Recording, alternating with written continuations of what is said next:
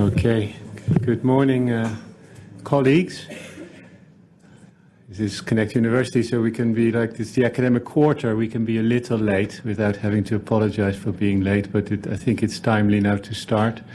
There's a lot to discuss, so allow colleagues to sit down. Some more may join.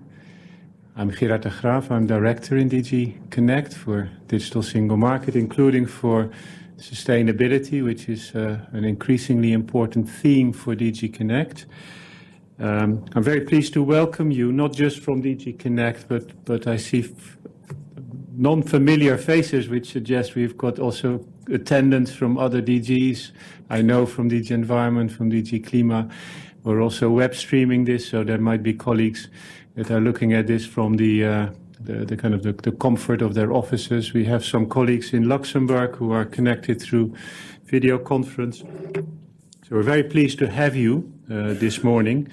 This is the fourth year of Connect University, and we've had the pleasure, the honor to welcome many outstanding speakers here to help us understand better what's happening around us, to inform our policy making, to challenge us from time to time. And I'm very pleased that we'll be able to add one more outstanding speaker to the list of outstanding speakers today, Mr. Potočnik, who is very well known. He does not need an introduction, but I'll give him a very short introduction. He's an authority, he's a passionate speaker, a passionate person on many issues, but particularly, of course, on circular economy, environment, climate change. He's twice been a commissioner in the Barroso I and II Commission for Research and for Environment. So we're very honored to have him with us. We had the pleasure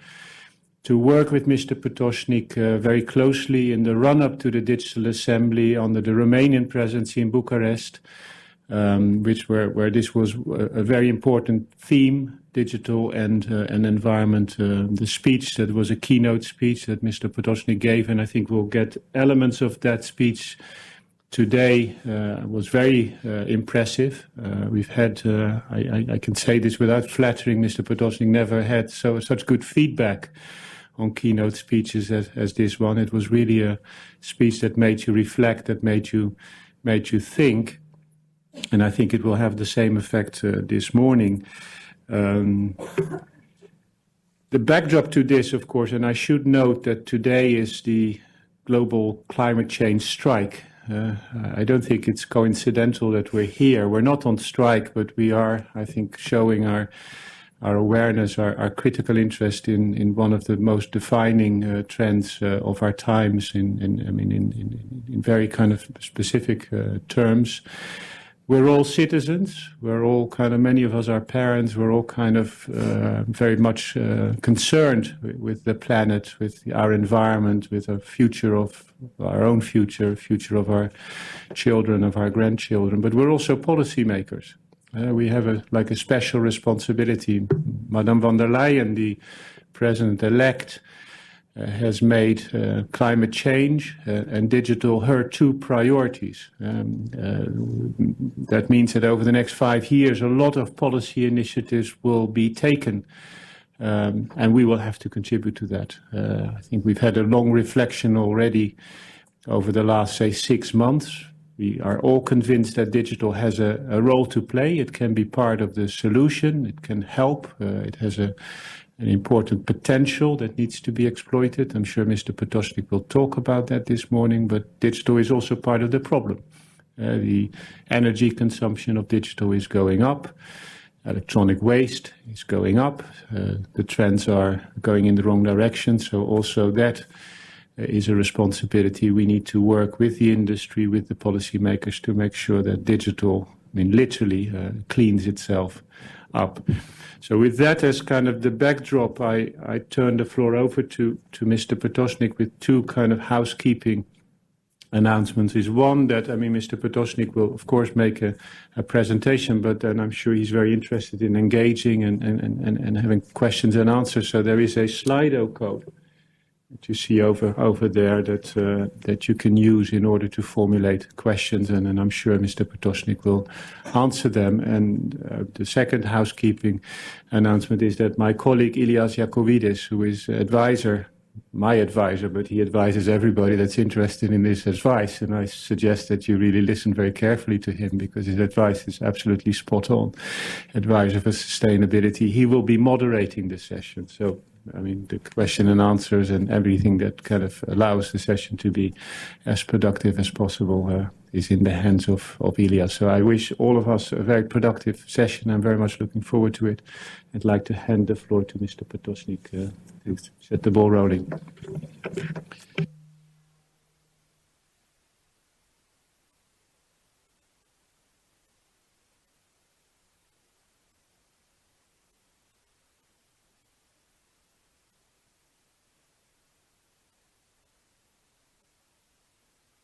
Here, because I think this is one of the, the button is here already, because it's a great opportunity that we talk about some of the things which could cross-fertilize our work in the future.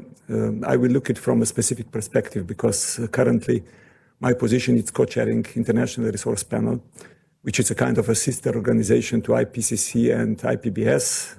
You know clearly that IPCC is dealing with the climate questions, IPBS with biodiversity, and we are responsible for resource management. I will explain you how actually we foresee ourselves in that role, and where basically we do believe that the policies which we are actually talking about are not enough taken into account. But let me begin the whole story. Yeah, great. That's what I didn't even know that it's there. So climate change, biodiversity loss, resource efficiency. We have scientific panel, steering committee. Currently, it's 27 member states. The most important, it's European Commission, who is among everybody financing us most. Then we have the Secretariat in Paris. I'm located still with my office here in Brussels because it makes my life easier. We are kind of science policy interface, and our strategy in the recent years was to connect as much as possible with global partners who could be influencers of our work, so that our voice is better heard than it's actually without them. We have high impact priority areas which were agreed, that was set by the steering committee, by the member states. The first one, obvious, is that we naturally look to current trends and future prospects for the global resource use and sustainable resource management. I will briefly touch with 3-4 slides what came out from our recent report, which was named Global Resource Outlook 2019. It was released at United Nations Environment Assembly in March. The second, this one will be released for COP25, so it's in the final stage of making. It's actually how to connect resource management and climate change. So it should be an interesting piece of work, which I would advise you to look at. And the last two are more still in the working phase. This is socio-economic implications of the transition and the resources, because you know clearly that resources are pretty much essential for resource management for any transition which we would make. And finally, sustainable resource management links to the conflict, security, migration, which is also history that this was one of the topics which was always decisive. So these are the 4 areas of this strategic period in which we are. So let us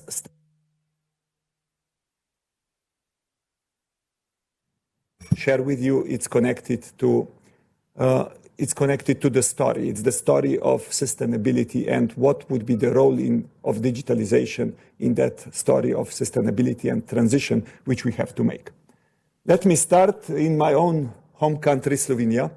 Many of you know our most famous philosopher, Slavoj Žižek, who very recently said, "It is clear that we are approaching the ecological and digital apocalypse, but we should not lose nerves."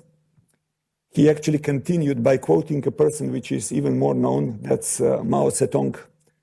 His quote is, "Everything under the heaven, it's in utter chaos. The situation is excellent."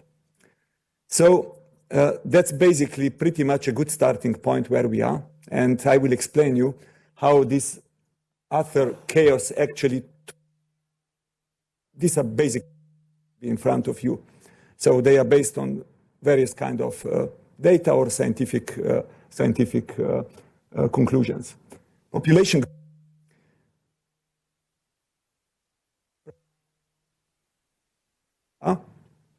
Here.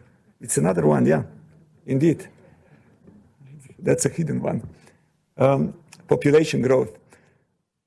We got used to figure 9.7 billion, and we are actually fine with that because it will happen. But let me translate you that figure to a bit more human language that you would know what does that mean. It means that on the planet you have, in 1 year, additional population of Germany, in 4 years, additional population of United States of America, in 9 days and 6 hours, additional population of my country. So that's how the things are going. All that is happening in least developed part of the world. They have the same aspiration as we do, living well, and they have all the right to do that. So just imagine if they would somehow repeat the economic model which we have developed and develop in the way like we are, where we would be. So it's pretty critical moment. And if we are half sincere in delivering the SDGs, we have to be serious in the transformations which we are talking about, and I will touch them more in detail later. Second, when it comes to social issues, few people own the same or more than half of the poorest population of the world. 1% is richer than the rest of 99. 800 million are hungry, over 2 billion suffer from micronutrient deficiencies, over 2 billion are obese. So less than half of population, it's actually, if I could say, normal. We throw away 1/3 of the food we produce. That means we throw away 1/3 of the land, 1/3 of energy, 1/3 of pesticides, 1/3 of energy, everything what we are using for the production of the food. When we look to what will be happening and what is happening connected to urbanization, half of the cities which will exist in 2050 have not yet been built. Half. That I estimate. China has used in the years 2011-13 more cement than United States of America during the whole 20th century. If we go to environmental story, we all know that climate change experts warned us that the emissions need to be halved by 2030 if we have a chance to stay inside the 1.5 degrees. 60% of ecosystems are already degraded or used unsustainably. Biodiversity, according to Living Planet Index, we have lost in the last 40 years 60% of all living diversity on the planet. This was revealed in the last report just a few days ago. Biomass of the mammals living in the nature has been reduced in recent decades for 82%. 1/3 of soils is degraded or used unsustainably due to various reasons. 7 million people are dying prematurely due to air pollution, which is approximately 500,000 in Europe. That's something like 20 times in car accidents. And you know to what we are giving much more attention. 1 million of plastic bottles are bought every minute globally. Only 9% is recycled, 12% incinerated, and practically 80% still ends in the environment. If you would be drinking only bottled water, you would consume 130,000 plastic particles per year from that source alone, comparing to 4,000 if you drink it from the tap. That was revealed just two months ago in one of the studies which was done in UK. And finally, we are the first generation more likely to die as a result of lifestyle choices than infectious disease. So, the thing which you should remember, and that's probably one of the most important things which needs to stay with you, is this. We are the first generation ever on the planet which is living in socio-ecological space of planetary scope. My father was still using a horse to travel from my birthplace to the first town, which was 20 kilometers from our place. So we are all interconnected, interdependent, which means that our individual and collective responsibility for the future has enormously increased. And also the challenges which we are facing are totally different than the challenges people which were living on the planet before us were facing.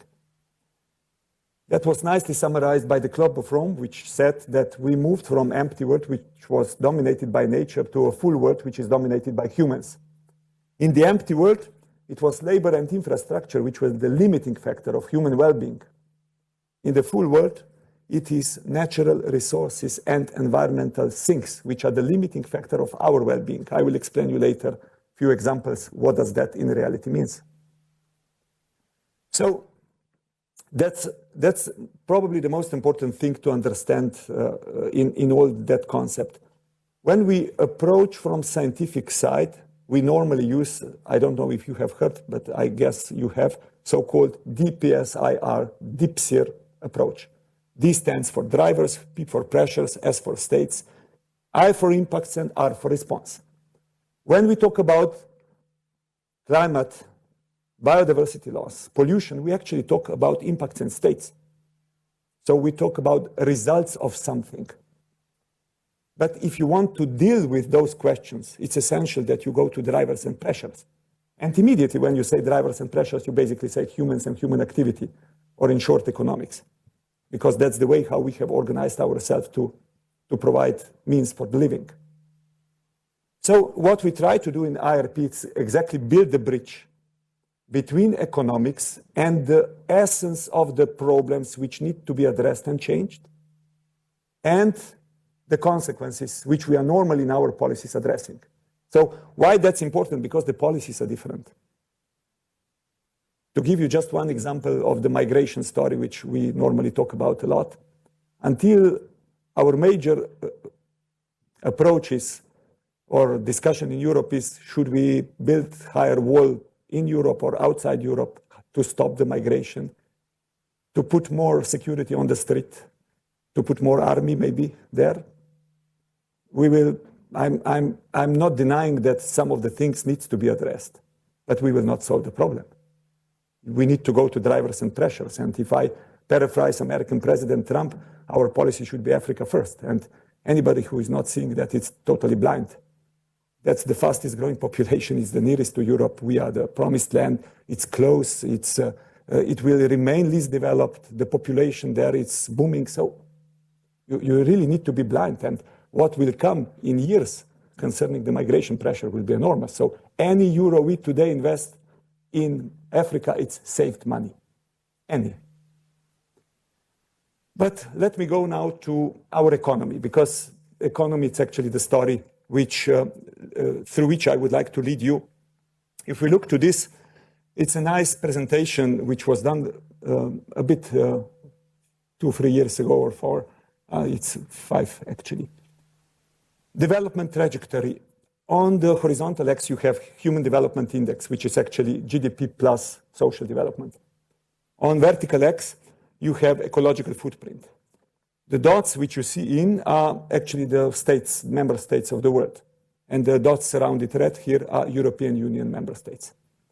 So, and by the way, the green corner here contains all the countries where people are living well within the planetary boundaries. So none. The real problem in development is always, we always go right and up.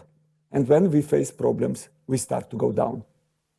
So in essence, the problem in development is that those countries to which we belong actually need to show that we are able and ready to go down. So sometimes we think in Europe that we have done the job when it comes to climate policy because we are most progressive. Yes, we can be proud on how multilateral approach is in Europe. We have to be proud on many policies, but majority of work still needs to be done because our footprint is where it is. So it is obviously that if we will not do the job, we have no credibility to talk to the others how they should behave differently. So it's very critical because the countries like Brazil, China, South Africa, Indonesia, Russia, which are now in quick development, are the countries with critical mass of population. So it's a really critical moment in development that those things actually are turned in a different direction. That's Inclusive Wealth Index. I will explain what does it contain. It was published last year by United Nations. Inclusive Wealth Index, it has three components. The first one is production capital. That's this gray dotted line here, and this is production capital per capita. And this one, the gray line, full gray line, it's actually GDP. And you can see that they are basically moving simultaneously in the same direction. Then the next one, the blue dotted line, it's human capital per capita. And the green line here dotted, it's natural capital per capita. So you can easily see from this that in last 22 years, that's the slide, that's what is captured by slide. The production capital has almost doubled. Human capital was stagnating almost, and natural capital actually decreased for 40%. So the conclusion which one can do is that growth of GDP in the past decades has been more or less achieved on the cost of depleting natural capital. Or in other words, we are indebting future generations. So this is a bit simplified. Since I'm professor of economics, let me be allowed how the story actually today on the market looks, so that I will translate the previous graph into what makes it like it is. We are living in market economies. Producers and consumers are on the market. We behave apparently rationally. Even, to be frank, this is the most irrational assumption I have ever heard. After the centuries of irrationality of behavior of humans. But let us continue with this economic logic.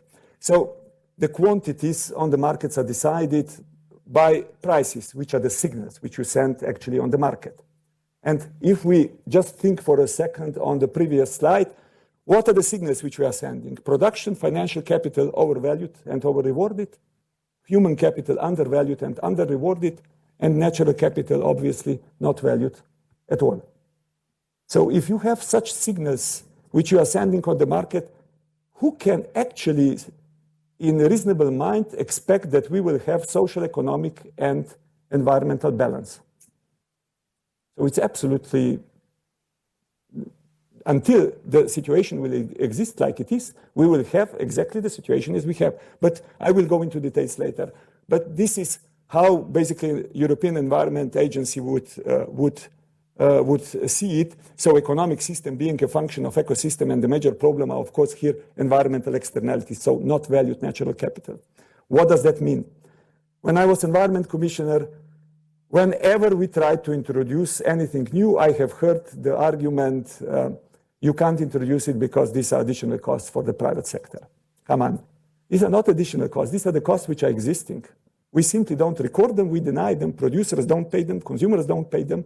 They are paid either by health system, or in majority of the cases, they are paid by the future generations. But they do exist. That's the fact.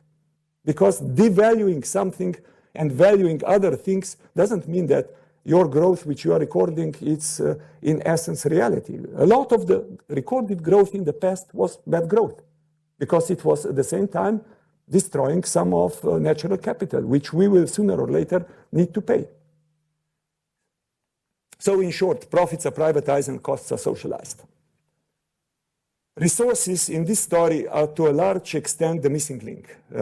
I know that because we started with that policy seriously, I would say 2011, maybe 9, 10. And if you look at to the 17 Sustainable Development Goals, 12 out of 17 are directly connected to resources. And if you would, one of the conclusions following the work of IRP, it's also this, which is pretty simple and straightforward and logical. There are trade-offs among achieving various goals, but those trade-offs could be best addressed through mitigation, which is done through sustainable consumption and production. So, in short, if you want to eradicate poverty, if you want to reach zero hunger, if you want to put people in good health, if you want to go climate action, life below, it is impossible without fundamentally changing the way we produce and consume. Full stop. So it's essential. Essential part of the story. It's how we actually regenerate the well-being which we are creating, which is possible, by the way. I'm now talking about the facts which might sound as gloom and doom, but in reality, this is a major development opportunity if you see it with an open heart and mind. Natural resources have been in the human history always closely related to stability, conflicts, wars. Just remember land, water, oil, precious minerals. And according to the things which we are working on, the behavioral change will not emerge directly from immediate shortage of various kinds of natural resources, but rather from irrational use of those resources. If I translate, we don't deal with the climate crisis because we have immediate shortage of oil. No. We deal with climate crisis because we have obviously climate change around us. China did not close 2,000 companies around Beijing because those companies were non-profitable, running out of resources. No, they closed it because even the communistic regime cannot stand that the pollution which was happening in Beijing would be acceptable for the citizens there. So they were closed because of irrational use and pollution caused by the use of that resources. And it's important, if you remember now, if you go to the slide which was the story of the Club of Rome, what is limiting the well-being of humans? Environmental things and natural resources. That's the stage at which we are currently. Resources, when we talk about them, they provide the foundation of the goods, services, infrastructure that make up our current socioeconomic system. We talk about biomass, everything included. We talk about metals, everything included. Fossil fuels, everything included. Non-metallic minerals. Of course, one could add here also land and water, but they were a bit less addressed by the report which we have published. That's why I haven't included it here. But of course, water and land belong to the resource story too. Now, just a quick look of some of the results which followed from the Global Resource Outlook, which was released recently. This is the story of last 50 years of the consumption of resources. 3 conclusions, which are pretty straightforward. First, global resource use has more than tripled in the last 50 years. Per capita, resource use practically doubled, which means that majority of that tripling can be associated with economics and less with the population growth. And third, which is shocking, material productivity, that's efficiency of the use of materials globally, has been increasing till the year 2000 and then actually start to decrease. So how much GDP you produce by the unit of the materials which you use? How that is possible? Because material productivity is increasing in all the countries, by the way. How it's possible that it's globally declining? Because till the year 2000, the things which you are wearing were maybe made in Italy, Japan, which you were buying, or so Europe, Japan, resource-efficient countries. After that, they are now produced in Bangladesh, in Indonesia, in China, and so on, which are less resource-efficient countries. So the structural shift of the production and consumption has actually caused that globally we are using more resources per unit of GDP which we are creating, which is quite an interesting fact. Second, we looked also to environmental impacts in the value chain, resource extraction and processing phase. The first conclusion is 90% of global biodiversity loss and water stress can be connected only with the resource extraction and processing. And as you can see here, majority with the green, which is biomass.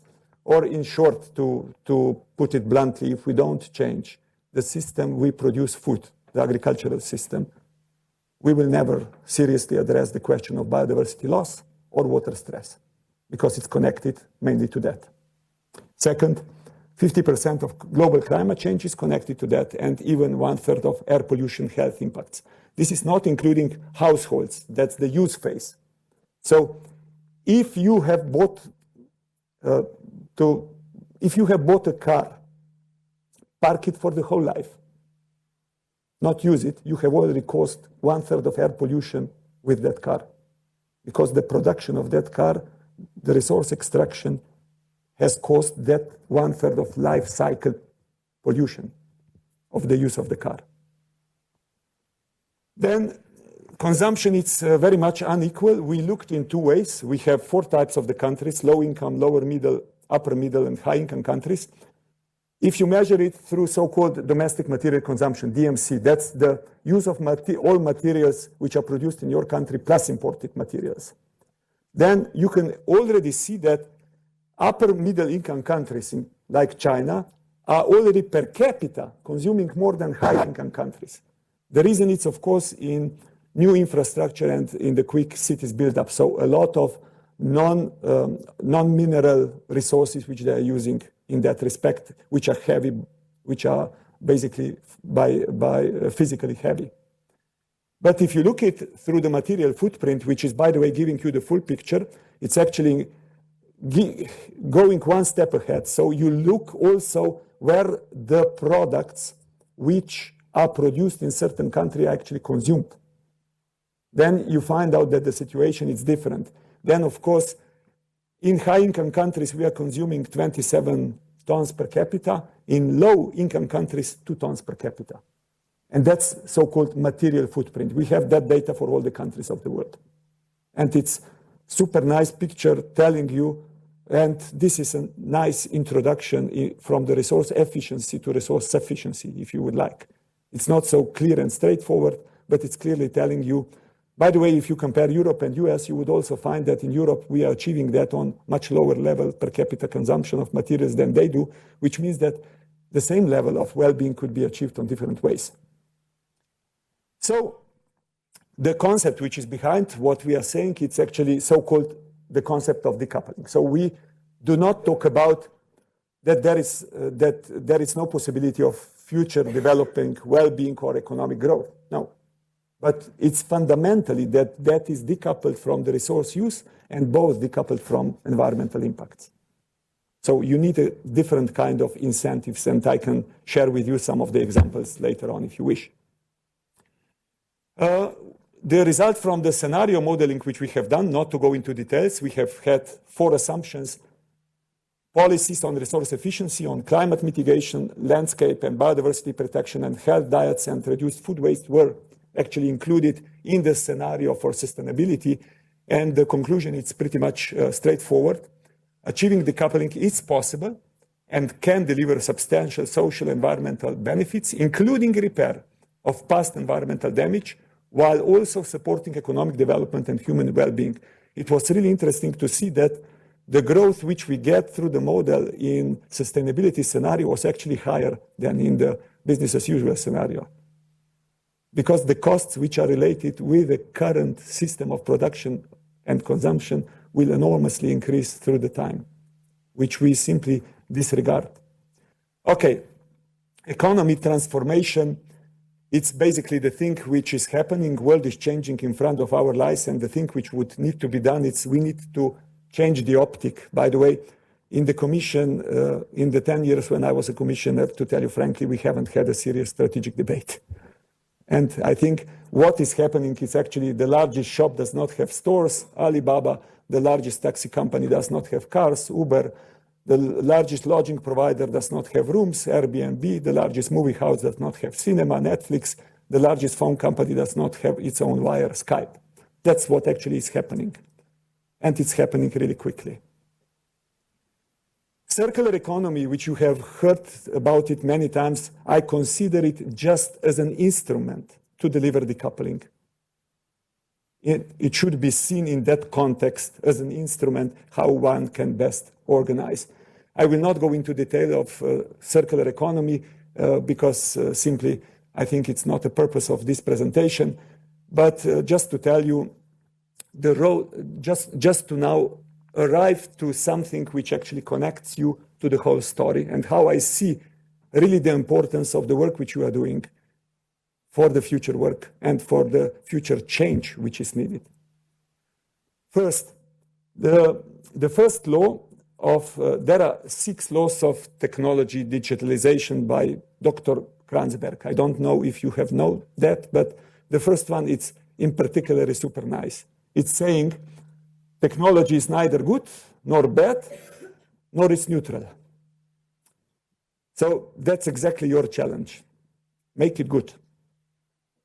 And that's something which really needs to be understood.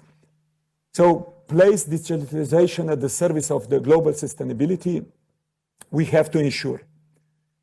So these are the conclusions of the work of this German Advisory Council on Global Change. They are preparing input for their presidency, and because this will be one of the top priorities of their presidency, connecting the economy change and digitalization, or connecting circular economy and digitalization if you want. We have to ensure that digital revolution is orientated towards the common good, embedded in the strategy of sustainable development. Unless it is actively shaped, global digital change runs the added risk of further increasing the threat to humankind's life support systems. Big data, artificial intelligence, Internet of Things should be used for globally enabling sustainable development. That's their orientation. And the second one, dynamics of the digital age. In the short term, harmonize digitalization with the SDGs. In the medium term, deal with the societal upheavals that will accompany digitalization. In the longer term, prepare for potential changes like human-machine interaction, risks to the human personality and integrity. That's a kind of their summary view to transformation, which is basically their needing. Now, basically, we have two stories. One is digital for greening, and one is greening digital. Both stories are important because the second one is you get credible when you do your job. But potential of digitalization is, of course, much bigger if you look at it from that broader perspective. What can you actually do for all the sectors to become more responsible and sustainable? In a way, digital is on the same development curve as circular. What does that mean? There were ideas about circularity 50, 60, even more years ago, which we were simply not able to make real because there were no real means of transition. And now, as I will show you through a few examples, because of the digital revolution, many things are really, in essence, possible. And that's why I firmly believe that digitalization is a core enabler of the transition to a circular economy. Energy transition. Digitalization can contribute to most challenging questions, is a key for stability and security of decarbonized electricity grids that integrated also local and personal productions. Solar fuel production through artificial photosynthesis holds a promise for carbon neutral energy storage when renewables are not available. If we go to empowering consumers, which is probably one of the most important stories of the transition to the circular economy. So if you don't empower consumer will not help you the change. So traceability, transparency, visibility of value chain and production processes are absolutely crucial. And if you look just to some examples, food and textile systems, for example, there you have enormous potential that you empower consumer through which he will help or deliver the change on the global markets. Then retaining materials and their value, important role of digitalization. Digital technologies enable virtualization, decoupling products and services from material usage. Digitalization is a key tool for more efficient materials handling. Innovation in this area, it's a major industrial opportunity. There is enormous potential for cost reduction, increasing competitiveness, and for increasing sophistication of secondary materials production. There are various studies existing on that theme. So whenever we talk about circular economy, it is essential not only to keep materials, various kinds of resources as long as possible in the production and consumption cycle. It's important to keep their value because then economic incentive exists. Otherwise, there is no economic incentive. If there is no value for, I don't know, waste handling, of course, there will be no private initiative handling it. One interesting thing which was done by colleagues in Sweden by material economics, which is showing the potential if you switch from linear to circular economy. This baseline, 2050, it's already including all energy policies. So all what we already use in the climate area currently. But if you would just switch the system of consumption, mobility, housing, food production, we have looked to steel, plastic, aluminum, cement, how much that would be decreased. Actually, in total, the materials saved there would save additionally 56% of CO2 emissions, additionally, which is not the part of the climate policy today at all. If we look to mobility, this is a story of European car and mobility. I will not talk about combustion engine, which is entirely inefficient. But even if you switch to electric or hydrogen cars, what is the real problem? It's in essence how much we are using the car. 92% the car is parked, 1.6% is looking for parking, 1% is sitting in congestion, 5% we are driving it, but when we are driving it, in the car is at average in Europe 1.5%, which means that in a 5-seater, which it is, the utility of the car today in Europe is 2%. So if you switch from owning a car to sharing mobility story, according to estimates, you can cut CO2 emissions 70%, costs of families 77%, and then externalities and cost to society additional 74%. So we have currently in Slovenia a debate. Either we should build the new lane to the circle around Ljubljana because there is congestion, obviously, and also to build new lines or additional lines to the streets which are leading to the center. Normally, I don't deal with Slovenian politics, but this was a rare moment where I immediately raised the hand and I said, come on, this is the most stupid thing which you can do, because it's actually through the lenses of today, trying to find solutions for 20, 30 years ahead. If you really want to settle that problem, adopt one very simple decision. In 15 years, there will not be allowed a private car in Ljubljana, full stop. Everything will happen. All innovation will happen, everything will happen, I can guarantee you. But give enough time and give the direction. Not another lane. Because you will, even the lanes which are today, you will be able to use for cycling if you will take that kind of a decision. Another example, which is very nice, which is telling you very much the essence of the change to the circular economy. You know, people don't need light bulbs, we need light. We don't need cars, we need mobility. We don't need chairs, we need to sit. We don't need refrigerators, we need cool food. And I can continue. So the whole logic is that we need the things which those products are actually giving us, not owing that products. If you look at through the most delicate problem in agriculture, very likely, it's the pesticide story.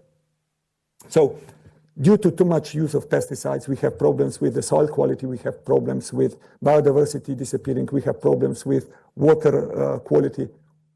A lot is connected to that.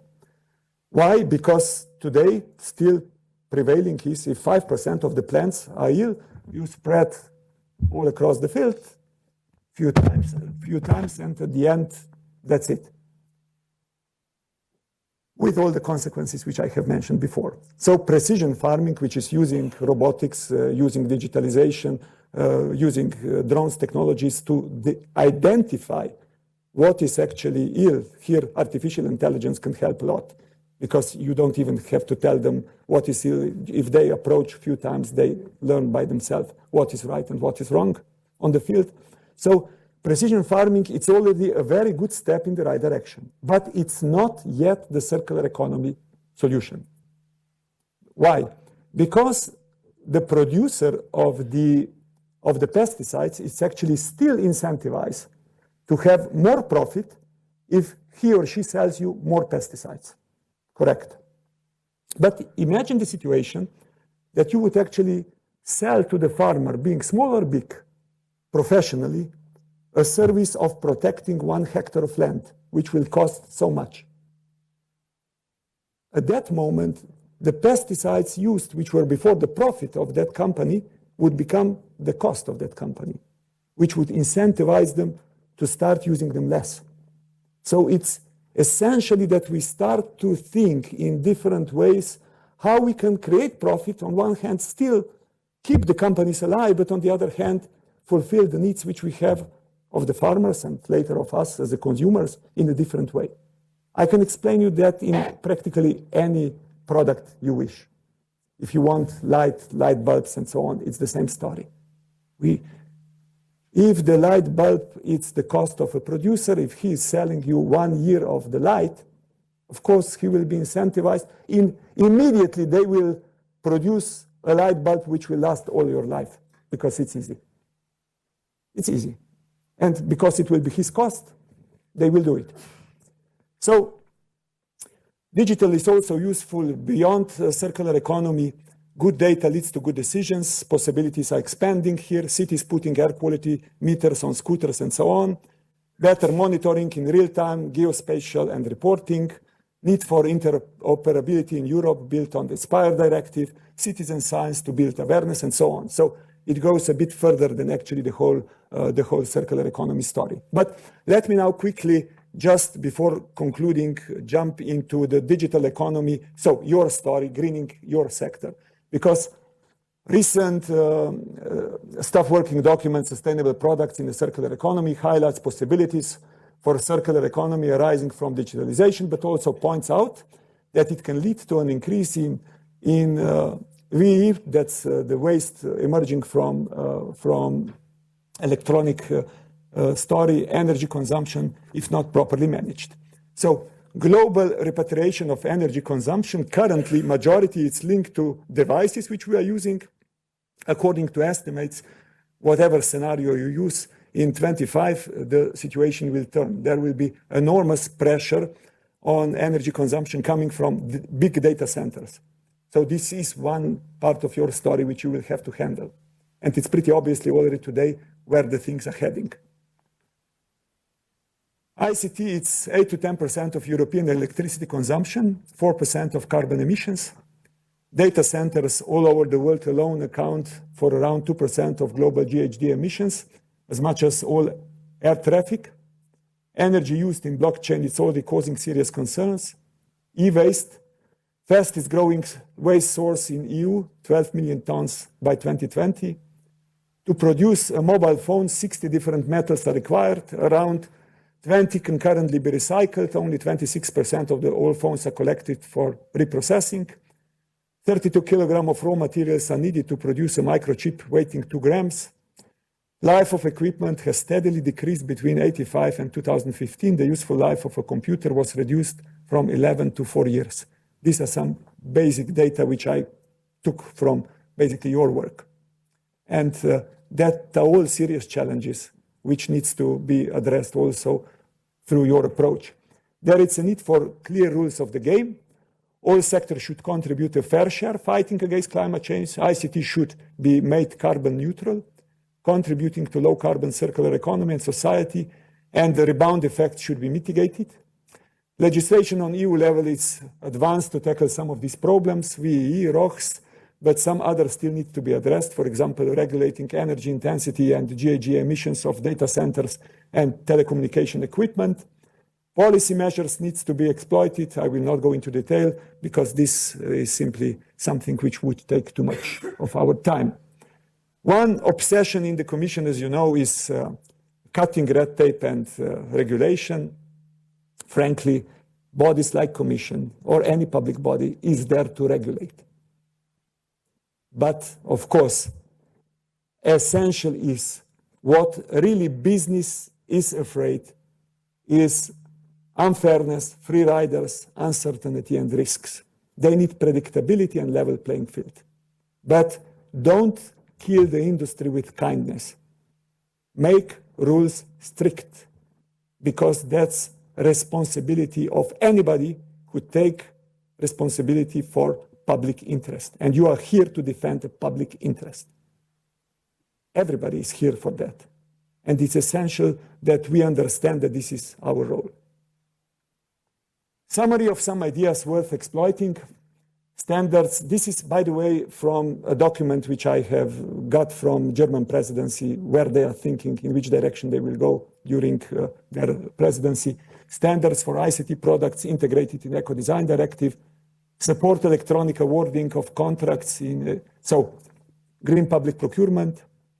Introduce conditions for enforcement of minimum standards or adequate product information for consumers. Introduce digital technologies to simplify capturing, processing, analysis, assessment, distribution of nature data in all areas of nature protection. Include digital solutions in Water Directive, citizen sciences in the protection of biodiversity. Critically assess digital technologies in agricultural sector and monitoring of CAP. And in the mobility, the conclusion is that too much of mobility is currently managed and too much of the standards on the national level, and that we desperately need that to be transferred on the European Union level. To conclude, in summary, digital will lead to massive improvements in efficiency, provision of goods and services. This can be either a push to a linear growth and consumption or a circular one. Digital transformation is not neutral, but it can and it should be a major part of the solution in a transition to a more sustainable economy and society. It is our urgent political task to create conditions needed to place digitalization at the service of sustainable development. ICT sector should target to become carbon neutral as soon as possible. And we need a kind of, at least I believe, digitalized circular economy roadmap action plan. How you integrate that into green plan, which is currently now in preparation. It's a possibility, but I would see that as a kind of really good, punctual, direct solution in how to approach to the questions. You know that 50 years ago, the Club of Rome has published the famous limits to growth. What happened in these 50 years was just the growth of limits. And those who will be best able to cope with those limits will be also the most competitive.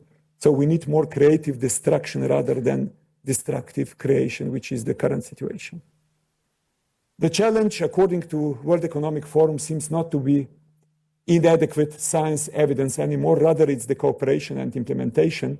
Complexity and scale of these challenges requires thus new forms of collaboration and more systemic approaches. What does that mean? That when it comes to governance, which is pretty central to how we will deliver decisions in the future, we would basically need more of cooperation, more of the sharing sovereignty. And by the way, in this respect, European Union is an excellent example. So we are kind of pilot model. Decades ago, to avoid war and conflicts, we have decided to share quite some sovereignty on a higher level. And the project is absolutely super and delivering what it was meant to deliver, with all the caveats and all the problems which we are dealing with today. So we are kind of nice pilot from which world can learn what works, what doesn't work, if somebody would seriously and sincerely look to those questions. So Europe for me is not only blue with yellow stars, it's a kind of a rainbow, blue for freedom and democracy, red for social values, green for protection of environment, yellow for the culture. We can hardly picture that Europe will ever be the center of the world, because the economic powers like China, like United States are simply prevailing. But what we should really do, we should do everything that Europe remains the center of the dreams of the people of the world, because they would really, whenever you go out, whenever you talk to people, whenever you are out of European Union, you understand those things much better than we do understand and pressure. So it's like, you know, standing in front of a impressionist picture. If you look it from too close, you don't actually see what is on the picture. And we are, of course, too close because we see prevailing problems. but in essence, we should be very proud with what we have achieved and how we are living. Transition to a more sustainable economy and society, it's unavoidable. Remember that. Whenever you ask and whenever the first person who will address you start the sentence with but, stop. It's unavoidable. It's not the question but, it's how. It's only the question how, which is relevant. Humans are supposed to be intelligent, so it's high time to prove it. And we have to fix a broken compass. Will it be easy? When Einstein was asked why the humankind was able to discover, why we are so intelligent that we were able to discover the atomic energy, but we were not able not to use it to destroy ourselves, his reply was, that is simple, my friend, it's because politics is more difficult than physics. Actually, the story which I shared with you, it's pretty much the story of physics, while the solutions are pretty much in the hands of politics. That's why all that is difficult. And by the way, humans are pretty strange. So I normally use the quote from The Doors, people are strange. We all want changes, but nobody wants to change. So, but in essence, I see three major things which are basically stopping us from moving quicker in the right direction. The first one, it's absolutely that we are in the middle of the deep system change, which is absolutely needed. So we need a really strategic approach and thinking, while all ways how we govern our society, political cycles, public and financial institutions, even majority of private companies are pretty much short-term minded. We can go one by one, and I will explain you exactly how this short-termism is actually influencing. And this is, to a large extent, limiting our ability for efficient and strategic action. So we need to go out of that. We need to start discussing more seriously. Now it's not anymore about future generations, it's about us. So if somebody doesn't see that, then it's quite tragical. Second reason is that the production and consumption systems are based on the logic of consumerism, fueled by quantity-driven profits. More you sell, better it is. Higher it's your profit. Even if you destroy more nature, better it is still, because your profit is higher and your GDP is higher. That's how it works currently. So even, I think that we economists are guilty as charged, by the way. You know that there is neoclassical theory on one hand and Keynesian on the other. Keynesian theory is basically saying you will improve your growth if you stimulate consumption. My God, it's frightening how that would look in that philosophy. So stimulate consumption, and you will have more growth, and then you will be happier, or what? So it's actually a suicidal mission if we look in that way.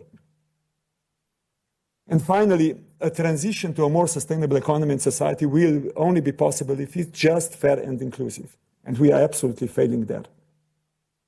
So the things which are happening in France, the things which are happening with the young generation on the streets, this is not a coincidence. It's the wrong distribution of the wealth which we are creating. It's indebting of the future generations, which we are doing in social and environmental field in particular.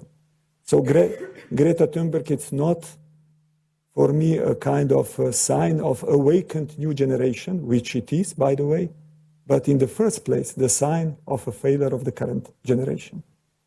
It is a shame that we need a 15-year-old girl to tell us what is right and what is wrong, because we don't listen to adults. But to innocent young people, we have to listen, obviously. But it's a shame. So I think what would be my advice, it's obviously North Star guiding our policies and behavior should be SDGs, because this is a very good global agreement which we have. I would absolutely go. The Green Deal, which now Commission is preparing, I would give it a title or subtitle, Intergenerational Contract. Because that's exactly what we have to do. That's addressing SDGs, that's addressing people in France, that's addressing the young generation. A program for the future generation which would put sustainability first. Circular economy, it's not a new concept.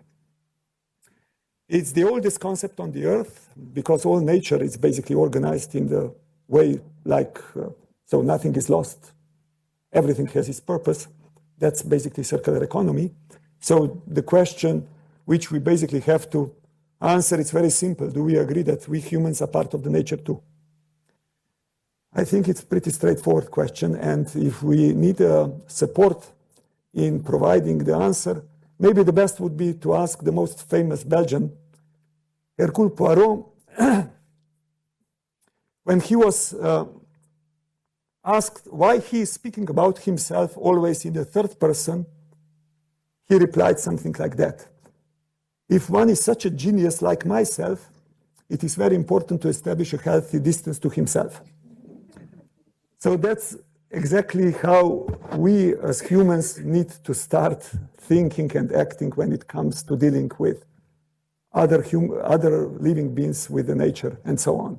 And if you are really not yet convinced, then use the final quote, and that's the last slide of Professor Guy McPherson from Arizona University, who said, if you think the economy is more important than environment and health, try holding your breath while counting your money. So I'm leaving you with that. I hope you are convinced that you are essential, that we make the transition which is necessary. But if you will not cooperate with all practical DGs which are existing in European Commission, you will not do your job.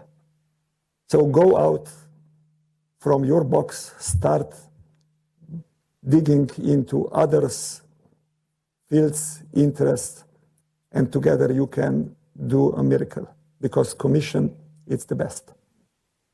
Thanks.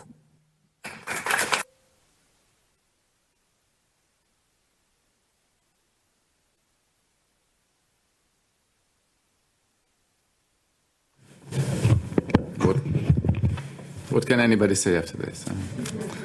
So I appreciate very much that you came, because I know many of you were hit by questions and defensive of our new commissioners. So you found the time to do it. I was here early in the morning writing defensive to make sure that I can be here. So I know how it is. I welcome a lot of people from outside DigiConnect, because I don't see Borgs. I mean, I don't see the connected people, DigiConnect people. I see others from other DGs. So when you ask question, please introduce yourself. And I know that Andrea in the past, who is in charge of the Connect University, has also collected the Slido questions. You're gonna display it? Okay. So Janusz can choose your question or easier question. We'll have some questions there. And if you in the back, like Martin, you wanna sit and have a mic? When you ask questions, you're closer to the mic.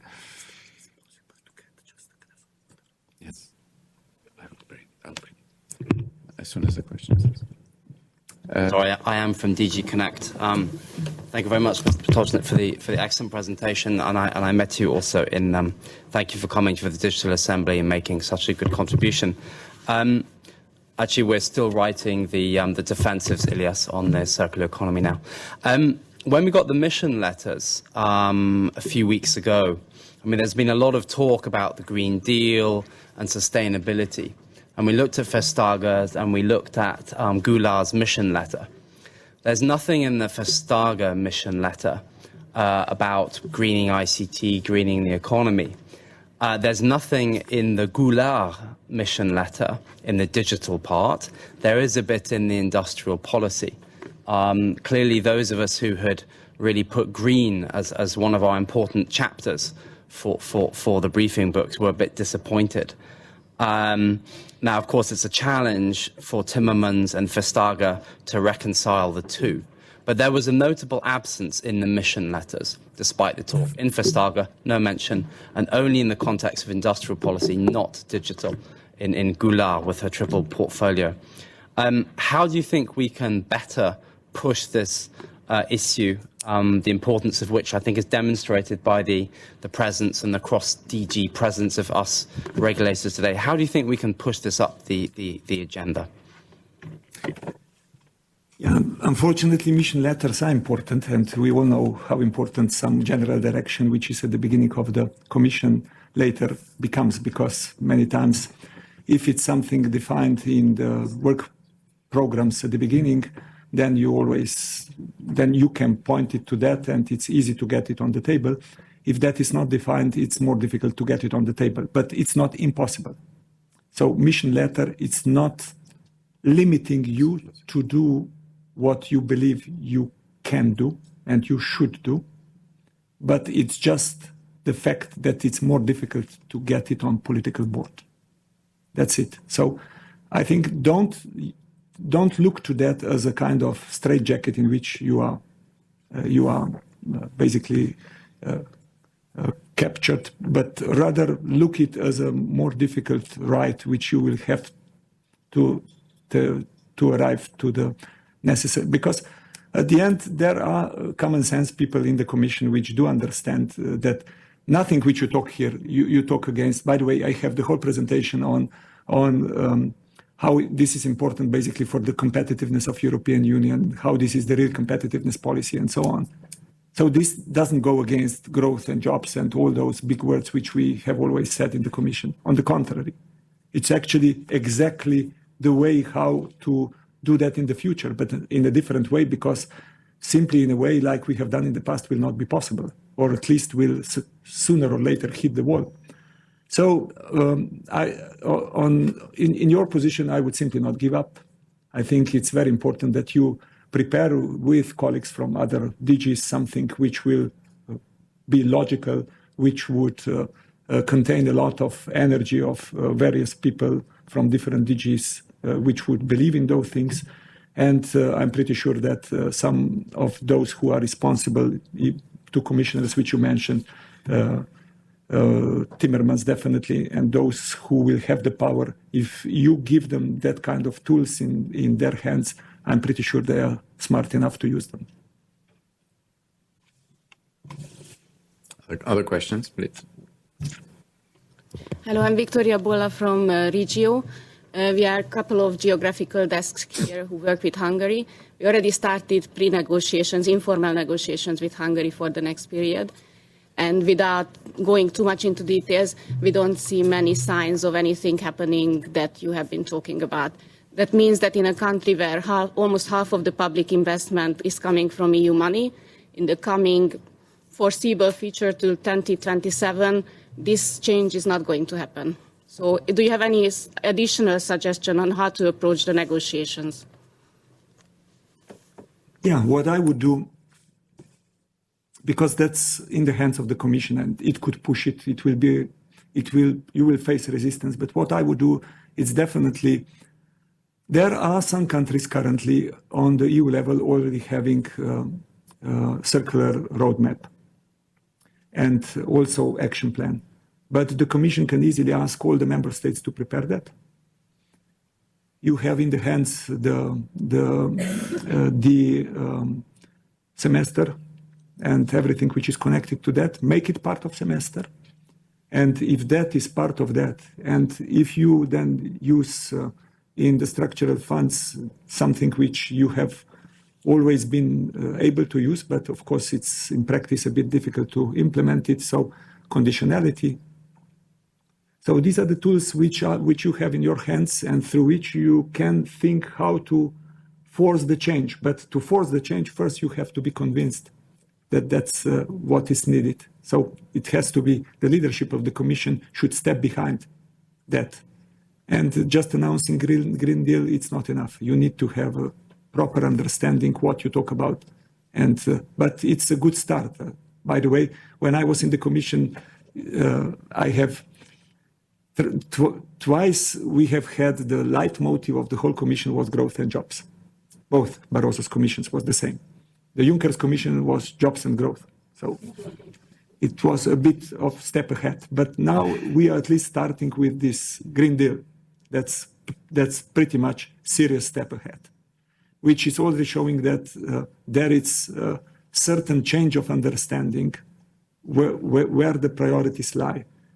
The things which I try to explain you is that actually the human well-being, so well-being, economic growth, and jobs depends on environmental things and on how you handle natural resources. So if you don't reconnect those things seriously, then if you don't understand the philosophy, then it's difficult.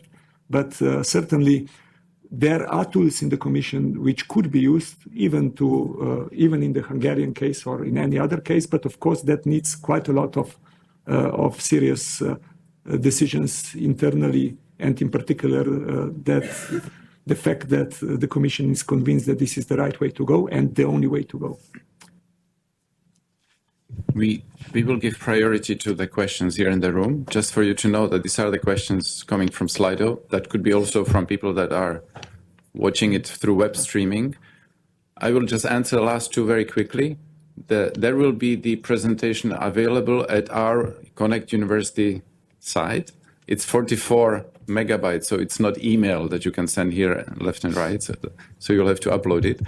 Digitalization, look, it's very confusing on the internet if you ask, what is the digitalization? But there are two concepts not to be confused. There is the digitization, where you take a paper and you make it Word document. So you take analog or physical thing and you just digitize it, optical scanning and all that stuff. That's the boring, that's the not interesting part.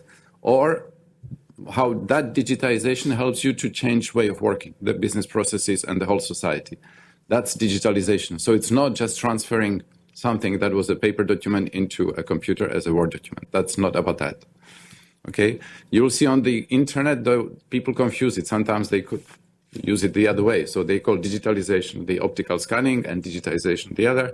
But basically here we talk about change of business and society. Okay? The other two questions, we'll take them later if we have time. But first, I can take them, no problem. Yeah, we take them after the physical one. Yeah. Good morning. My name is Vanya Ivanova. I'm from the Joint Research Center. I'm very happy here to be here and want to ask a question about the plastic caps, because I have been moving throughout Europe and outside, and I have been seeing how many plastic caps are still on in the airports and also in the airplanes, and all they are used against this will to green. Let's say even during transportation is very important, but at schools also in Eastern Europe, and I have been at the European Union contest for the young scientists 2019 just now, which finished yesterday, I think. And I would like to say that even there the public procurement was also with these plastic caps showing to the young people that I think wrong practices. And I believe that when European contests are taking place, we should really check whether this is correct, what they're using. And for us, maybe a code that whenever we see wrong practices, just to mention to the people, maybe they do not even know how much is against the health, this plastic cap used with very heated, let's say, water and coffee. Thank you. It's quite specific question. Plastic is a major problem, and I'm really happy that the Commission already in the previous mandate really started seriously to deal with that question. By the way, the plastic strategy was prepared during my term also, but unfortunately we didn't get a green light to put it on the table. But we adopted at that time a groundbreaking legislation which was about single use of plastic bags, which was, I don't know if you're aware, it was the first environmental legislation ever which overran the internal market rules. And this is really important because it's opening the doors for practically all of you to think in that way, and that's something it's more important than actually keeping some of the internal market rules in one piece. Plastic, so from single-use plastic bags to single-use plastic, which was now the direction which the Commission took, I think it's a great step. Unfortunately, majority of the plastic story is not really evolving in Europe, but we certainly have to do our part of the job in that respect. And you mentioned yourself that one direction is absolutely that we raise awareness of the importance because people are simply not aware. That's why I put for example, the data about drinking the water from the plastic bottle comparing to drink it from the tap. What is the difference? Not that I wanted to say that it's dangerous for health. It's just a pure fact. But probably we don't know entirely yet the consequences of that because unfortunately the consequences normally occur with some time delay or sometimes are difficult to measure. Certainly, those things need to continue. I hope that the Commission will be the leader like it was in the past in that area and that you will do that job. But I'm also a partner in one of the companies which is called Systemic. We have the few seats, London, Munich and Jakarta. And the things which are happening down there in Indonesia and the countries around, that's the real serious problem. So, and a lot, of course, of the things which they are producing, we are consuming, and we need a serious engagement also of our external policy activities, of our DevCo activities, of friends which are working on environmental area there, and it's a major task to put those things half in order. Maybe that leads us to, if you could answer the first and the last question in they are kind of coupled. Yeah. This is the EU trade agreements. There it's trade. Trade has obviously some very positive effects, but at the same time, some side effects of the trade are also visible. And of course, if I would be asked, I would always prefer to have as much global trade agreements as possible. And the trend which goes to bilateral trade agreements, it's something which is the second best. It's absolutely for me not the very best thing, but it's absolutely need that more concerns which are connected with environment and health should be part of those discussions also. And what is really interesting, it's in the IRP, one of the partnerships which we have started to build now recently, and there it's a huge interest, it's with the International Chamber of Commerce. They have just, by the way, they are the beginners of multilateralism actually in the world, because they have just celebrated 100 years of International Chamber of Commerce. So the trade was actually before the ideas of cooperation on UN level emerged, and it was an idea which, in a way, it's a good idea of cooperation, but the interest behind at the beginning was purely economic interest, and you can't look purely to that interest. You have to look also to all societal questions which are included with trade effects which are connected to that. So now it is chaired, the board of ICC is now chaired by Paul Polman, who is notably one of the most vocal advocates of the transition which is needed. And basically they do seriously discuss the questions how the side effects of trade and negative consequences of trade could be and should be addressed. And I think it's a power which would be good to be used, but in the trade agreements, in whatever way they will go, because I think this will continue and it should continue. Absolutely, the interest of environmental story needs to be much more presented than it was in the past. Other questions? Yes. Yes, good morning. I'm Viola Calabrese. I come from DG NEAR, and I work with the Eastern Neighborhood countries. And I was wondering if you have a reply on a question which is quite wide, actually, is on how digital can concretely help, and digitalization can help to make sustainable development more attractive to those countries that are actually aiming at our same level of development, which you correctly explained, of course, that is hasn't been and still is not sustainable for us. Thank you. Yeah, that's certainly quite broad question. I think it's thinking about it is absolutely a good way of thinking. So thinking in that, but my advice would be sit with a few colleagues which are here in the room and do a kind of joint exercise how this could be done.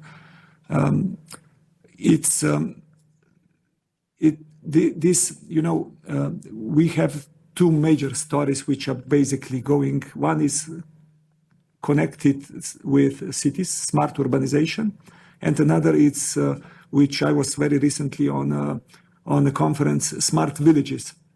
So I think it's really, really important that you keep both in mind. And because in smart villages, digitalization might be as a surprise even more important than in the cities, even if in the cities we know that digitalization is a major part of the solutions to many of the questions. But when people are more remote, and they are more remote when it comes to rural areas, digitalization could really play an essential role. From mobility to providing you health services and so on, all that it's pretty much could be enabled by the better digitalization. It's funny that DG Regio near JRC, but the DG Connect, Environment and Climate, our Bolia coalition, is not so vocal in their questions. Any other questions? Otherwise, we pick up a slide of question.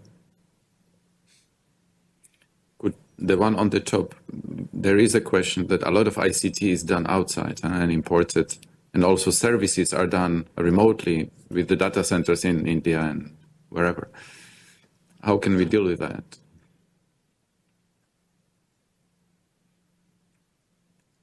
We normally can, if we have ICT, green ICT rules, let me start, we can actually start imposing on the imports the same conditions. So we can say that these kind of things are sold on European market. So when we have a green ICT rule, it's not only the ICT we produce it's not the 10% that we represent in the world, it's we actually as a market represent much bigger, 22, 25% of the world. If we think of ourselves, what we consume, what we import. So that is something that then comes back to the trade. Yeah. So we have much bigger footprint than our demographic and GHG, footprint, the carbon footprint that we normally think of ourselves. It's much bigger because many people produce for us outside of Europe. Yeah, maybe one thing to say which could bring a bit more optimism, because this is a very good and serious question. Whenever I talk to any of the representatives today of some of bigger companies, they are pretty much aware of the story which I shared with you. So they have quite a serious capacities for strategic thinking and decisions. And in many cases, they are in the front row of the changes which we talk about. And the policymakers are in a way lagging behind, or we do understand that sometimes protecting the unprotectable, which we too many times do, it's actually still something which is beneficial for our competitiveness, growth and jobs, while I think it is just the opposite. So I think it would be good to try to identify always also from the outside those companies who are more open-minded, who think already of the changes needed. That's one line of direction to go. Elias, you mentioned the regulation one, which I think it's quite powerful. And another line, it's also any kind of international agreements, cooperations, everything which is happening on the UN level, anything where we can basically try to integrate our interests into the decisions which are connected with delivering of the Sustainable Development Goals to which we have all committed. So there, I think it's another opportunity where some push could be done. I would need to limit because our General Director is waiting for us. You know how it is. Let's limit to two quick questions, if possible, digitalization and circular economy. So, Dusan, Kyriakos, is it urgent? Okay, but very quickly because Dusan. Yes, Dusan Hrenek, DG Klima. I would like to ask about rebound effect and how to limit it, because what you mentioned, examples of Alibaba, Airbnb, or Amazon, they are like helping people, but also leading to higher consumption. And I don't know if at the end there is higher emissions, but in my view, yes, they are leading to higher emissions. How to limit it and how to steer digitalization in a really good direction. Rebound effects is a very serious question. My short answer would be regulated, because with many of those initiatives which are emerging, I think it's the same was, for example, reaction when Uber or anybody, when these scooters emerge and so on. And in a way they are annoying, but until when I was recently in Amsterdam, you are not afraid of cars at all, but you are seriously afraid of cyclists, because crossing the street there is a really dangerous exercise. And the fact is that those things needs to, you can't say cycling is bad, or you can't say sharing a car is bad, because originally it's an excellent idea, both. But it should be regulated and people should respect some rules of the game, as in any other. So you don't have any privilege if you're on the car, on the bike comparing to the car. So I think it's really important that whenever some new things are emerging and when there is a potential danger of the rebound effect, you have to think how to limit those things, because it's that's, well, I will repeat myself. It's a responsibility of those who are there to protect the public interest, to create conditions in which people in the private market will compete, but you should, with strict rules, limit them that they do not cause damage to the interests which are public. And that's something which some are, of course, nervous, and they call it for overregulation and red tape. And even more, we have had in recent years the competition in the European Commission who will withdraw more. So it's a bit insane, even if some of those things needs to be done, and even if some was too much overregulated, but it's a bit insane. Yeah, so it's a follow-up question to this. Robert from DG Environment. Just to follow up on the question, I think the basic business model of the platforms, which are the biggest companies that you have this so nicely displayed in your presentation, Commissioner, is actually unsustainable, because their business model is about actually distribution of the products and the services.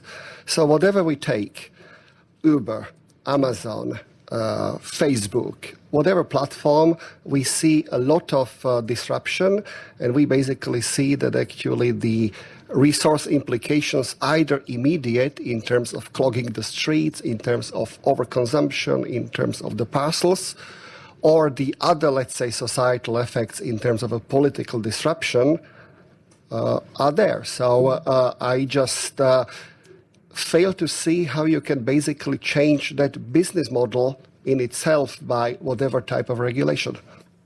Thanks. That's very good adding to the question. I think, for example, you know that many of the opposition to Uber emerged from protecting the existing model of service provider today. But whenever I sit in the taxi, I always receive a question: do you need a receive? That's not a very healthy environment and competition. So it's everybody is in his own way fighting how to keep the interest, how to avoid taxes, how to avoid many of the things. And I fully agree with you when you have the new ideas have to be embraced. If there are causing side effects, deal with those effects, but don't kill the idea because of that, because that is not really the disruption, how it will happen, because disruption in its meaning, it's disruption, and that it should bring, because if it's not bringing that, it's not actually doing the job. Gerard. Thank you very much for your inspiring presentation. Two quick questions. You choose which one you would like to answer. Green Deal, what can go wrong? on the political side. And a more technical question, measuring the environmental footprint. It has been a problem in the past. I remember also working with your services, to fight that. Is it still a problem? Thank you very much.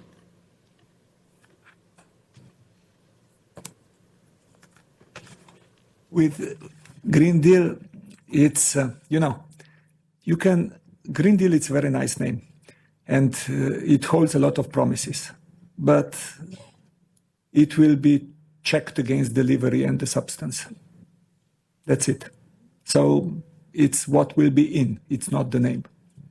And there, it's the real job of the Commission and the services. Because with the name, you just show good intentions, which is a major breakthrough in the Commission, but it's not job done. So what can go wrong is that you don't deliver. Last question, because we need to really go. Yes? From DG Environment. Thank you very much for a very inspiring presentation. I'm thinking about your picture regarding the Human Development Index and the ecological footprint. And you pointed out that the EU has a role to be a role model also and to lower its ecological footprint. What are your top 5 actions in regards to digitalization for circular economy and also these sustainable lifestyles that we need to achieve? Can I deliver that in written? Because whenever I get a question, top 5 or top 3, it's no. I think you have heard few of them, which I consider as most important, and there are absolutely things which are connected. I would absolutely focus on agricultural area because there you have a major. So putting the various actors together, organizing the things not only in the Commission but also external actors, including the businesses, because I have already started doing that, and I know that those who are today, for example, providing pesticides are very much interested in that because they know exactly that the way how the approval of pesticides today, in reality, it's happening, it's actually limiting their business seriously for the future. So they need different business model, and they understand that. And if you organize that, and if it's in the hands of the Commission, I'm pretty sure that this could work. Then empowering consumers, it's essential. Then idea of the product and product passport and how basically organize that, it's again an excellent idea on which you can work without any serious problem. Mobility story, it's clearly there. So in mobility, it's just the question, what is your role and how that role will be, because more or less it will happen without you as much as the things are. But I think it would be good if some standards are agreed on the EU level, how some of the things could be, which are today in national hands, how we could actually regulate them and organize them on the European Union level. So that's quickly. Let me conclude here. Very much thank you again for being here. The slides will be available. The questions even can be submitted in writing if you want. And if you had an urgent question and didn't make it, we'll try to see if we can answer that by email or personally to you, or put it on a Connect University visible space. Thanks again, and we'll welcome you to the next series of events. I have kind of half promised that Johan Rockström himself will be able to come, as well as Jean-Pascal Van Ypersel and some other names. So we will publish kind of a roadmap for the next 6 months with Andrea, which names we have lined up and dates, so you can plan in advance. So thank you again, and good luck to our next meeting. Thank you for coming. Good luck.